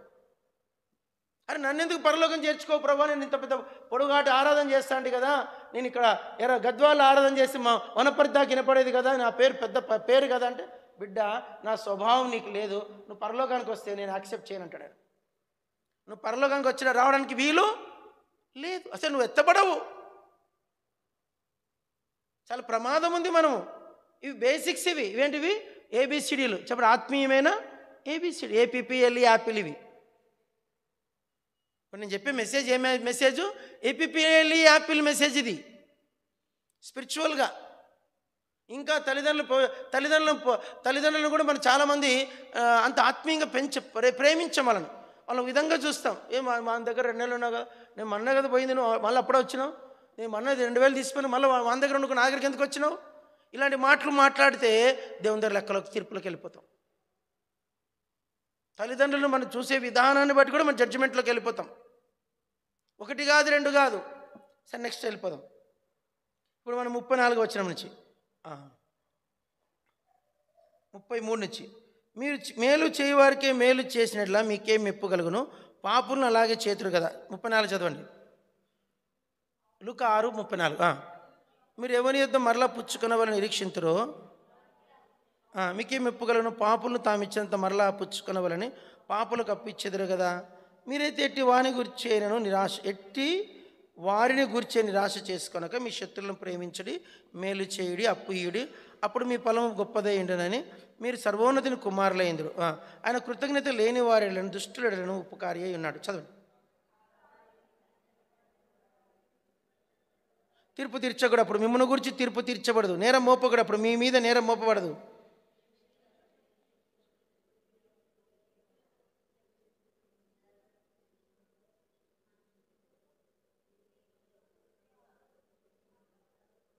చూడండి, ఇక్కడ చాలా పెద్ద పెద్ద విషయాలు. ఏం స్టీఫెన్ ఇటున్నావా? ఇక్కడ ఏమంటాడు చెప్పండి, ఏమంటున్నాడు వాక్యము? చాలా పెద్ద విషయాలు ఉన్నాయి ఇక్కడ. కొన్ని విషయాలు చెప్తాను. శత్రువుల విషయం చాలా డీటెయిల్గా రాశాడు ఇక్కడ. ఏమంటే శత్రువుల విషయం. శత్రువులకు ఏం చేయాలంట? శత్రువులను ప్రేమించుడి, శత్రువులకు మేలు చేయుడి, శత్రువులకు అప్పు ఇయ్యుడి. 3 పైన ఏమన్నాడు? వారి విషయమే నిరాశ చేసుకొనకుడి. మీరు ఎవరిని గూర్చి అయినను నిరాశ చేసుకొనక. శత్రువు విషయమే నిరాశ చేసుకోవద్దు. చూడు, మామూలు చైతన్యం అంటే ఇప్పుడు మధ్యాహ్నము చిన్న మాట, మనకి ఏదైనా కొంచెం అనీజీ అంటే మనం అనుకున్నది జరగలేదనుకో, ఆ వ్యక్తి మీద మనం ఎంతో నిరాశ పెట్టుకుంటాం. వాడు ఎంతో ఇట్లా మనం చాలా వరకు అసలు ఈ బైబిల్ కనుక పట్టుకుంటే మనం ఎవరు పోలీస్ స్టేషన్లో పోము, కోర్టులకు. చెప్పండి, ఇదొక్క లూకా సువార్త 6వ అధ్యాయం ఒక్కటి మనం కనుక చదవగలిగి, నిద్రపోకమ్మా, చదవగలిగి దాన్ని పట్టుకోగలిగితే మనం భూలోకంలో క్రైస్తవులు ఎవరు ఎక్కడ పోరు? పోలీస్ స్టేషన్కి పోరు, కోర్టులకు పోరు. పోలీస్ స్టేషన్లు, కోర్టులు అనే మాటలు మనకుండవు మన చరిత్రలో. ఈ 2 మాటలు మన దగ్గర లూకా సువార్త 6వ అధ్యాయం సంఘంలో కనిపించట్లేదు. కాబట్టి మన గద్వాల గురించి కాదు, ఈరోజు సార్వత్రిక సంఘాలన్నింటిలో కోర్టు కేసులు, పోలీస్ స్టేషన్లు వచ్చేసి. ఇది ఏమవుతుందంటే ఇది క్రిస్టియానిటీ అనేది ఒక రిలీజియన్గా మారిపోతూ ఉంది. క్రైస్తత్వములో జీవము లేకుండా అయిపోతూ ఉంది. ఇదొక మతం. ఇది కూడా ఒక మతం. ఇది క్రైస్తవ మతం అయిపోయింది. క్రైస్తవ యేసు ప్రభుని సిలువలో మేకులతో కొట్టారండి. ఆయన గురించి ఎవరు ధర్నా చేశారు చెప్పండి? యేసు ప్రభుని మేకులతో సిలువ కొట్టారు లేదనా? కొట్టారు, బల్లెంతో పొడిచారు. ఆయన గురించి ఎవరు ధర్నా చేశారు చెప్పండి? చేశారా చెప్పండి? ప్లకార్డులు పట్టుకున్నారా? ఎవరన్నా దాని విషయమే గవర్నమెంట్కి రిపోర్ట్ చేశారా? ఏమీ చేయలేదు. కంప్లీట్గా యేసు ప్రభు మరణానికి దేవుడు చూసుకున్నాడు. ప్రభావముతో ఆయన మృతులలో నుండి దేవుడు లేపినాడు. ఇప్పుడు మణిపూర్లో తక్కువ ఒక 800 మందిని చంపిండొచ్చంట. 800 మందిని హత్య చేశారు. ఎన్నో చర్చిలు తగలబెట్టారు. ఆడవాళ్ళని, చిన్నవాళ్ళని, పెద్దవాళ్ళని వాళ్ళందరూ ఏమయ్యారంటే దేర్ ఆర్ ఆల్ పీపుల్, చంపబడిన వాళ్ళందరూ కూడా వాళ్ళ ఫలము పరలోకమందు అధికమైపోయింది. చెప్పండి, వాళ్ళ ఫలం పరలోకమందు ఏమైంది? అధికమైపోయింది. వాళ్ళు ఒక్కసారిగా హతసాక్షుల గుంపులోకి చేరిపోయారు. ఒక్కసారిగా వారికి సంపూర్ణత్వం వచ్చేసింది. ఒక్కసారిగా వాళ్ళు జ్యేష్ఠుల గుంపులోకి వెళ్ళిపోయారు. జ్యేష్ఠులు, సంపూర్ణ సిద్ధి నొందిన ఆత్మలు ప్రథమ ఫలములోకి వెళ్ళిపోయారు. హతసాక్షుల గుంపులోకి వెళ్ళిపోయారు. డబ్బులు ఇస్తే వచ్చేది కాదు అది. ఎన్ని రోజులు సేవ చేస్తే వచ్చేది కూడా కాదది. ఇక్కడ వాళ్ళ ఫలము పరలోకమందు అధికమైపోయింది. వారు సర్వోన్నతుని కుమారులు అయిపోయారు. ఏమయ్యారు? సర్వోన్నతుని కుమారులు. ఆ జాబితాలోకి వెళ్ళిపోయారు. కాబట్టి మనము లోపల అందరు చెప్పండి, నిరాశ ఎక్కడే కానీ రానికూడదు. నిరాశ అన్నిటికంటే క్రైస్తత్వంలో భయంకరమైంది ఏంది? నిరాశ. నిరాశ నిరాశ అనే భూతాన్ని మన సేవలో కానీ మన కుటుంబంలో కానీ అనుమతి ఇవ్వనేకూడదు. ప్రభు చేయకుంటే మానే ప్రభుని స్తుతించుదాం గాక. దావీదు తరమబడ్డాడు 14 ఏళ్ళు తరమబడ్డాడు పాపం. చూడండి, అర్థం చేసుకోండి. 14 ఏళ్ళు, ఒకరోజు కాదు 2 రోజులు. యోసేపు 14 ఏళ్ళు చెరసాలలో ఉన్నాడు.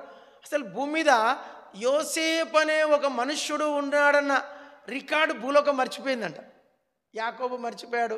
14 ఏళ్ళు ఒక మనిషి కనిపించకుండా ఏమవుతుందండి? మర్చిపోతా. 14 ఏళ్ళు ఏమయ్యాడో వాడు. ఓడు ఉండేవాడు గొర్రెలు కాసే కనిపోయాడు, దుష్టమృగం చీల్చేసింది వాడిని. ఇంకెక్కడ యోసేపు అన్న? మర్చిపోయారు ప్రజలు. అయితే దేవుడు తగిన సమయమందు యోసేపుని వెలుపల తీసుకొచ్చాడు.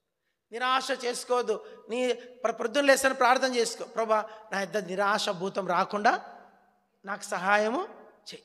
నువ్వు ఉన్నావు, నువ్వు ఎల్లప్పుడు నా మనవి వినుచున్నావని నేను ఎరుగుదు. యేసు ప్రభు మనం విన్నావు కనుక నా మని కూడా వింటా. నాకు నేర్పించు, భక్తి నేర్పించు. ఇది 6వ అధ్యాయంలో మొదటి. ఇప్పుడు కిందికి వెళ్ళేసరికి 39 నుంచి 45 వరకు ఒక మాట చదివేస్తాం, టైం ఎక్కువ లేదు, అందరు చదవండి. 40 వచనం చాలా ఇంపార్టెంట్. శిష్యుడు తన బోధకుని కంటే అధికుడు గాడు, సిద్ధుడైన ప్రతివాడు తన బోధకుని వలె ఉండును. అందరు చెప్పండి, సిద్ధుడైన ప్రతివాడు తన బోధకుని వలె ఉండును. అంత చెప్పండి, సిద్ధుడు.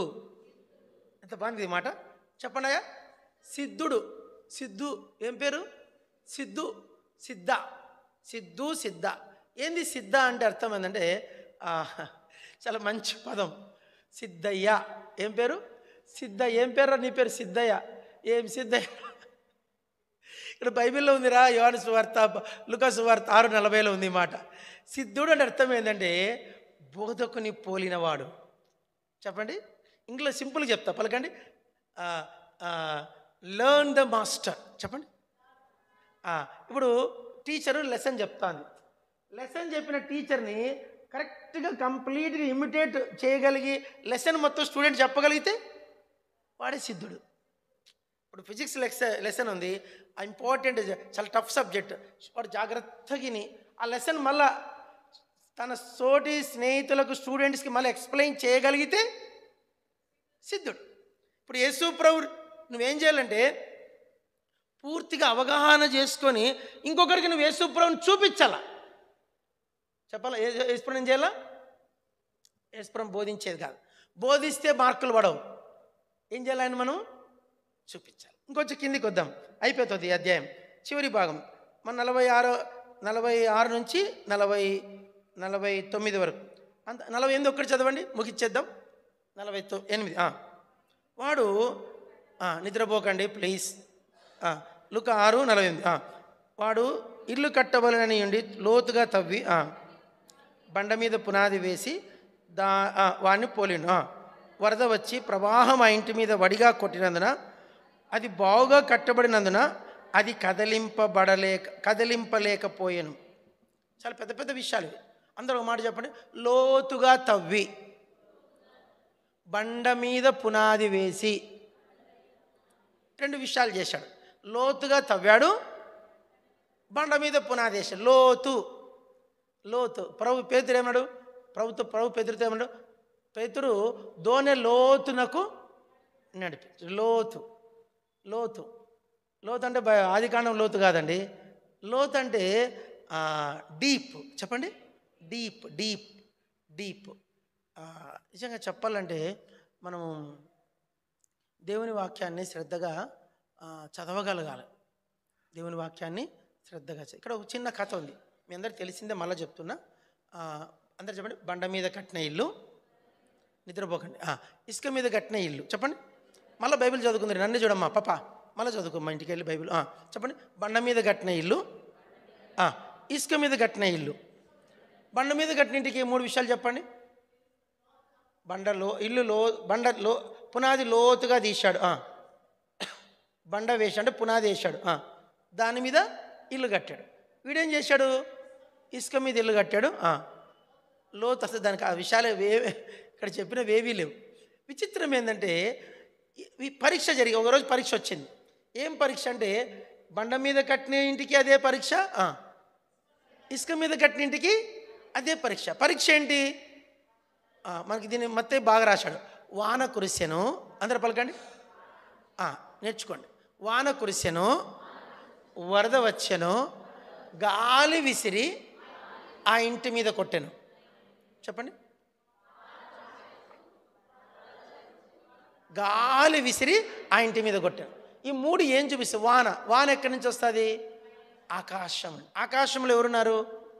దేవుడు ఉన్నాడు. ఆకాశమందు నీ ఉండగా నేను దేవరికి భయపడను, నీవి లోకములో నాకుండగా నేను దేనికి భయపడను. నీవి లోకములో నాకుండగా కి భయపడను. ఆకాశమందుని ఉండగా, ఆకాశమందు ఎవరున్నారు? దేవుడు ఉన్నాడు. రెండవది ఎవరున్నారు? వరద. వరద ఎక్కడి నుంచి వస్తుంది? భక్తిహీనులు కదలుచున్న సముద్రమును పోలినవారు. సముద్రంలో నుంచి ఏమొస్తుంది? వరద వస్తుంది. గద్వాలకి వరద రాదు. ఏం రాదమ్మా? వస్తుందా? కర్నూలుకి ఏమొస్తుంది? వరద వస్తుంది. గద్వాలకి రాదు. గద్వాలకి వరద రావాలంటే చరిత్ర మళ్ళీ తిరిగి రాయాల. చరిత్ర మళ్ళీ తిరిగి కొత్త చరిత్ర రాస్తే గద్వాలకి వరద వస్తుంది. నోవా జల ప్రళయం వస్తే. అంటే వరద ఎవరికి వస్తుందంటే సముద్రంకి దగ్గరగా ఉండే వాళ్ళకి వరదలు వస్తాయి. 2. 3 గాలి. గాలి అంటే ఎవరు? సైతాన్. ఏం పట్టిందిరా ఈయనకి? కొందరు గాలి బట్టి భలే తిరుగుతూ ఉంటారు. లోకమంతా తిరుగుతారు, చర్చికి మాత్రం రారు.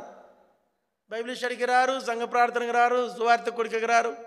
ఆదివారం కూడా 12 గంటలకు వస్తారు. ఇది ఒక బ్యాచ్ అనమాట. ఏం బ్యాచ్ ఇది? గాలి పట్టిన బ్యాచ్. ఏం బ్యాచ్? గాలి పట్టిన బ్యాచ్. వచ్చిన చర్చిలో కూర్చోరు, 10 సార్లు బయటికి పోస్తుంటారు. ఏందో షుగర్ అని నేను ఒక్కసారి పోను. 15 ఏళ్ళ నుంచి షుగర్ ఉంది నాకు, నేనే బయటికి పోను. 10 సార్లు బరబర తిరుగుతూ ఉంటారు. అది కూడా గాలి పట్టిన వాళ్ళు. వీళ్ళందరూ ఎవరు? ఒక్కసారి మందిరంలోకి వచ్చిన తర్వాత చివరి బ్లెస్సింగ్ అయిపోయేదాకా బయటికి పోకుండా ఉండగలిగితేనే ఆత్మపూర్ణుడు నువ్వు.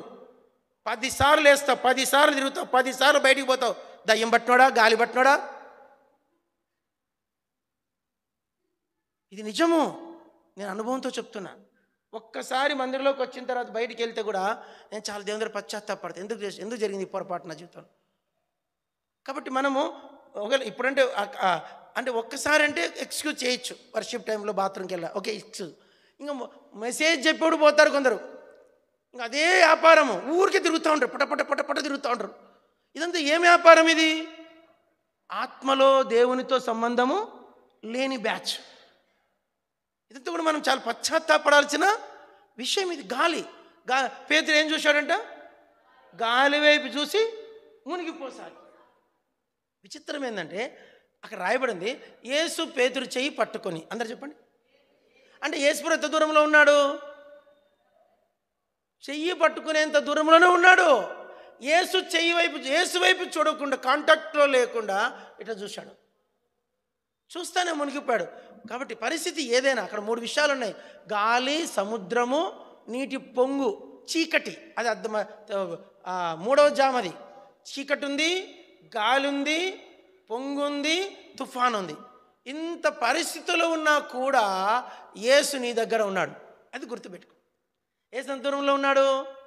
పరిస్థితి ఎంత చెయ్యి దాటిపోయిన సిచ్యువేషన్ ఉన్నా యేసు నీ దగ్గర అదొక్కడు గుర్తుపెట్టుకో. యేసు నీతో అదొక్కడు గుర్తుపెట్టుకుంటే నువ్వు ఆత్మీయుడు అయినా ఆత్మీయుడు కాకపోయినా యేసు నీతో ఉంటాడు. అది కూడా చెప్తున్నా. లేదా ఆత్మీయుడు అయితేనే యేసు నీతో ఉంటాడు కాదు. నిన్ను ఆయన ఏర్పరచుకున్నాడు, నీకు బాప్తిజం ఇచ్చాడు, నీకు రక్షణ కార్యం జరిగిందంటే యేసు నీతో ఉన్నట్లే. కానీ ఆయన నువ్వు ఏం చేయాలంటే ఐక్యపరచుకోవాలి. ఆయనతో నువ్వు సంబంధం కలిగి ఉండాలి, ఆయనతో నడవాలా. చెప్పండి, ఏం చేయాలా? ఆయన అనుభవించాలి. నువ్వు ఎల్లప్పుడూ నా మన వినుచున్నావని నేను తండ్రి ఏకమై ఉన్నాం. చెప్పండి అన్నమాట. నేను తండ్రి ఏకమై ఉన్నాం. నాలో ఆయన, ఆయనలో నేనున్నాను. ఆయన కుమారుని సహవాసం. ఇట్లా ఉండకుండా ఎప్పుడైతే మనం గాలి వైపు చూస్తామో, గాలి వైపు అందరూ చెప్పండి, గాలి వైపు చూడడం. చెప్పండి. గాలి వచ్చి ఇంటికి కొట్టిందంట. ఏంది ఇది అర్థం అంటే ఇంట్లో కుటుంబ ప్రార్థన ఉండదు. ఆ ఇంట్లో ఏముంది? గాలి ఉంది. ఏముంది? కుటుంబ ప్రార్థన లేని ఇంట్లో ఏముంది? గాలి ఉంది. ప్రభు బల్ల పాలు పొందని ఇంట్లో ఏముంది? గాలి ఉంది. భార్యాభర్త కలిసి కూర్చొని బైబిలే చదవరు. కుటుంబ ప్రార్థన ఇంట్లో ఏ రోజు ఒక పాట వినపడదు. కుటుంబ ప్రార్థనకి ఇంట్లో ఏ రోజు ఒక పాట ఏమో సువార్తమ్మా, ఇంట్లో కుటుంబ ప్రార్థనకు పాట వినపడలేదంటే ఆ ఇంట్లోకి ఎవరు వస్తారు? గాలి వస్తుంది. కుటుంబ ప్రార్థనకు ఖచ్చితంగా ఇంతేకాదు, వ్యక్తిగత వాక్య ధ్యానం ఉండదు. నిజంగా చెప్పాలంటే ఈ దినాల్లో క్రైస్తవులు 100కి 90 మంది బైబిల్ చదవరు. చెప్పండి, ఎంతమంది చదవరు? 100కి ఏమో మీరు హాస్టల్లో ఉంటారు, బైబిల్ చదువుకుంటారా? నిజం చెప్పండి. రోజు చదువుతారా, అప్పుడప్పుడు చదువుతారా? రోజు చదవాలి. ఒక ఆర్డర్ ఉండాలి బైబిల్ చదవడంలో. బైబిల్ చదవలేదు అంటే దయ్యం అంటే వస్తుంది. దయ్యం ఏంటి ఉంటుంది. కాలేజ్ మొత్తం దినమంతా దయ్యం వచ్చి నీ పక్కన కూర్చోంటుంది, నీ రైట్ సైడ్ కూర్చోంటుంది. నువ్వు పొద్దున్న లేచిన వెంటనే మోకరించి 3 అధ్యాయాలు బైబిల్ చదువుకున్నావు అంటే ప్రభు వచ్చి కూర్చుంటాడు ఈ పక్కన. గాలి. నువ్వు బైబిల్ చదవకుండా ఏ పని బట్టి ఏ సబ్జెక్ట్ చదివినా కూడా నీకు అర్థం కాదు. నీకు టైం వేస్ట్. నువ్వు బైబిల్ చదువు, ప్రభు నీతో ఉంటాడు. గాలి అనుభవం భయంకరం. దేవుని భాగం దేవునికి ఇవ్వాలా? చెప్పు. దేవుని భాగం దేవునికి ఇవ్వకుండా ఇంట్లో గాలి వస్తుంది. దేవుని భాగము దేవునికి ఇవ్వకుంటే కూడా ఇంట్లోకి ఏమొస్తుందమ్మా? గాలి వస్తుంది. దేవుని భాగం ఈకున్న గాలి వస్తుంది, కుటుంబ ప్రార్థన చేసుకోకున్న గాలి వస్తుంది, బైబిల్ చదవకున్న గాలి వస్తుంది, శత్రువుని క్షమించకున్న గాలి వస్తుంది. చెప్పండి. శత్రువుని నీ మీద ఒక పేపర్ ప్రింట్ చేశాడు, పేపర్ ప్రింట్ చేసి కర్మేలు గేట్ కాడ పంచాడు. అయినా వాడు ఏమంటే ప్రైజ్ లార్డ్ బ్రదర్ బాగున్నారా అలా. వాడు పేపర్ పంచాడని వాని మీద నువ్వు ముఖం మార్చుకున్నావు అనుకో, గాలి లోపలికి వచ్చినట్లే. It's all right. పంచాను ఇంకొంచెం అరే న్యూస్ పేపర్కి ఇవ్వరాదని అలా ఏం చెప్పాలా? నేను డబ్బులు ఇచ్చేవాని కదా, న్యూస్ పేపర్ వార్త జ్యోతి డెక్కన క్రానికల్కి ఇవ్వకూడదా? ఈ యాడ్ నేను పైసలు ఇచ్చేవాని కదా, 1,00,000 2 లక్షలు ఇచ్చేవాడిని. పేపర్కి ఇరాదా? యూట్యూబ్లో పెట్టరాదా? ఒకవేళ నా గురించి ఒకటి యూట్యూబ్లో ఒక మ్యాటర్ తయారు చేసి యూట్యూబ్లో పెడితే మనం ప్రేమిస్తామా? బ్యాడ్గా ప్రేమించాలా? ప్రేమించినప్పుడు నీలో నుండి యేసుక్రీస్తులో నుండి ఏమొచ్చింది? బయలుదేరిందంట ప్రభావం బయలుదేరింది. ఆయనలో నుండి శక్తి బయలుదేరింది. దయ్యాలు గడగడగడ వణికిపోయినాయి. అపిత్రాత్మలు పట్టిన వారందరినీ ఆయన దగ్గర తీసుకొని వచ్చారంట. ఆయన వారందరినీ స్వస్థపరిచాను. దయ్యాలు పట్టిన వాళ్ళని బాగు చేయాలన్నా ఒకే ఒక శక్తి, శత్రువును మనము ప్రేమించగలం. గాలి మన దగ్గర కొంచెమైనా ఉండకూడదు. యోబు గ్రంథం ఒక మాట చదవండి, చదివేసి ముగించుకుందాం. యోబు గ్రంథం చదవండి. యోబు గ్రంథం తీశారా? యోబు వారి మధ్యలోకి గాలి దూరదు. యోబు గ్రంథం ఒక్క నిమిషం. 41వ అధ్యాయం యోబు 41. అందరు చదవండి. యోబు 41 అందరు చదవండి. అందరు చదవాల. 41 యోబు 41 15 16. దాని గట్టి పొలుసులు దానికి అతిశయాస్పదం. ఎవరును తీయలేని ముద్ర చేత అవి సంతన చేయబడినవి. అవి ఒకదానితో ఒకటి హత్తుకొనినవి. వాటి మధ్యకు గాలి ఏమాత్రము జొరనేరదు. 17 కూడా. ఒకదానితో ఒకటి అతుకబడి ఉన్నవి, భేదింప శక్యము కాకుండా అవి ఒకదానితో ఒకటి కలుసుకొని ఉన్నవి. ఏం మాట్లాడివి? అందరు చెప్పండి. ఒకదానితో ఒకటి పలకరుచు, నిద్రపోతాను. ఒకదానితో ఒకటి హత్తుకొని ఉన్నవి, ఒకదానితో ఒకటి అతకబడి ఉన్నవి, ఒకదానితో ఒకటి కలుసుకొని ఉన్నవి. ఒకదానితో ఒకటి హత్తుకొని ఉన్నాయంట, కలుసుకొని ఉన్నాయంట, అతుకబడి ఉన్నాయంట. విశ్వాసులు ఇలా ఉంటే మధ్యలోకి ఏం చదవండి, అక్కడ ఏముంది? గాలి ఉందండి. గాలి 16వ వచనం. వాటి మధ్యకు గాలి ఏం మాత్రము జొరనేరదు. గాలి ఎందుకు వస్తుంది సంఘంలోకి? గ్యాప్ ఉంది. ఏమొచ్చింది? గ్యాప్ వస్తే గాలి వస్తుంది. అందరిని ప్రేమిద్దాం, అందరిని హత్తుకుందాం, అందరిని కలుసుకుందాం, అందరిని ప్రేమిద్దాం, అందరి దగ్గర తగ్గించుకుందాం. ఏమవుతుంది? అలాంటి స్వభావం మనం ధరించుకోగలిగితే నీలో నుండి ఏం బయలుదేరుతుంది? ప్రభావం. నీలో నుండి ఏమొస్తుంది? శక్తి.